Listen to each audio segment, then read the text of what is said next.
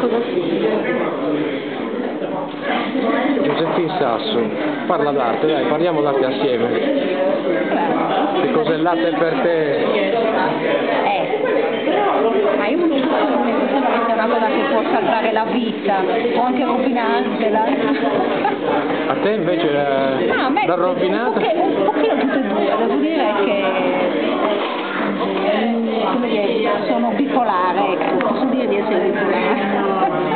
Quindi sicuramente un po' me l'ha salvato, un po' me la rovina. A che punto sei oggi con l'arte? Fai un bilancio veloce.